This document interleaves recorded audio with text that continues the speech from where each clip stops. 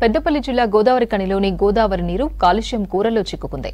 నీటిపై తెల్లటి నురగ రావడంతో నది పరివాహక ప్రాంత ప్రజలు టెన్షన్ పడుతున్నారు. పీసీబీ అధికారులు నురగ ఎందుకు వస్తుందో గుర్తించాలని కోరుతున్నారు.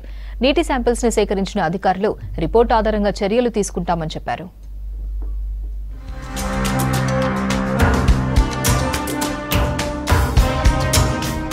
రామగుండం పారిశ్రామిక ప్రాంతం నుంచి వస్తున్న వ్యర్థాలతో గోదావరి కలుషితమవుతోంది.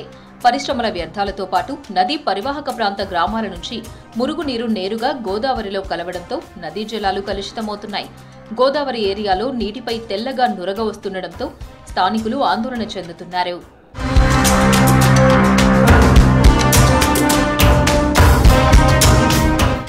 కాళేశ్వరం ప్రాజెక్టులో సాంకేతిక సమస్యలతో ఈ మధ్య గోదావరి నది బ్యారేజీల నుంచి వరద నీటిని దిగువకు వదిలారు అధికారులు. 5 రోజుల కిందట ఎస్ఆర్ఎస్పీ నుంచి శ్రీపాద ఎల్లంపల్లి ప్రాజెక్టులోకి వరద రావడంతో గేట్లు ఎత్తారు. పెద్ద మొత్తంలో నీరు దిగువకు వచ్చినప్పటి నుంచి గోదావరి కనిలో గోదావరి బ్రిడ్జ్ దగ్గర నీళ్లపై నురగ తయారైంది. పుణ్యస్నానాలు ఆచరించేందుకు వచ్చిన వారు, పరిసర ప్రాంత ప్రజలు నురగను చూసి ఆందోళన చెందుతున్నారు. పుణ్యం కోసం వస్తే రోగాలు వచ్చే ప్రమాదం ఉందని ఆవేదన వ్యక్తం చేస్తున్నారు. అంతకుముందు వచ్చినప్పుడు గోదావరి చాలా నీట్గా ఉండేది, వాటర్ అన్నీ మంచిగా నీట్గా ఉండేది. ఈ మధ్య వచ్చినప్పుడు అంతా గలీజు వాతావరణం, చెత్త చెదారంతో నిండిపోయి ఉంది. మాకేమైనా స్నానాలు చేయాలన్నా ఏమైనా చేయాలన్నా కూడా భయంగా అనిపిస్తుంది. ఏమైనా చర్మ రోగాలు వస్తాయా ఏందని భయం అనిపిస్తుంది. వాటర్ మాత్రం బాగా కలుషితం అనిపిస్తుంది. దీనిపైన ఏమన్నా గవర్నమెంట్ చర్య తీసుకొని మంచిగా నీట్గా చేయగలరు.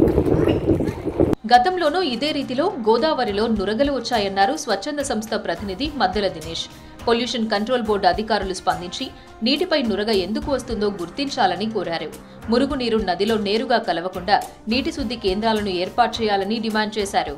మొత్తం నురుగు నీరు పూర్తిగా గోదావరి మురుగులు కక్కుతా ఉన్నా కానీ ఇప్పటి వరకు కూడా ఎవరు కూడా పట్టించుకోకపోవడం బాధాకరం. ఈ ప్రాంతంలో అనేకమైనటువంటి పరిశ్రమలు ఉన్నప్పటికీ ఆ పరిశ్రమల్లో ఉన్నటువంటి వ్యర్థాలు, అదేవిధంగా కలుషితమైనటువంటి నీరు ప్రవహిస్తూ గోదావరి మొత్తం కూడా ఒక విషపూరితమైనటువంటి నీరు రావడంతో ఈ ప్రాంత ప్రజలు అనేక రకాలుగా భయాందోళనకు గురవుతా ఉన్నారు. ఇప్పటికైనా జిల్లా కలెక్టర్ గారు కానివ్వండి స్పందించి గోదావరిని పవిత్రంగా ఉండే విధంగా కాపాడాలని ఈ సందర్భంగా మేము తెలియజేస్తా ఉన్నాం. గోదావరి నీటి శాంపిల్స్ సేకరించారు అధికారులు. శాంపిల్స్ ను పరీక్షించి నీళ్లపై నురగ రావడం వెనుక కారణమేంటో తెలుసుకుంటామన్నారు. ల్యాబ్ రిపోర్ట్ ఆధారంగా చర్యలు తీసుకుంటామని చెప్పారు కాలుష్య నియంత్రణ మండలి అధికారి భిక్షపతి.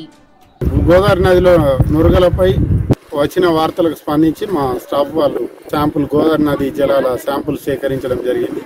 ఈ శాంపుల్స్ను జోనల్ ల్యాబ్ వరంగల్కు పంపించడం జరుగుతుంది. అక్కడి నుండి నివేదిక వచ్చిన తర్వాత తదుపరి చర్యలు చెప్పండి.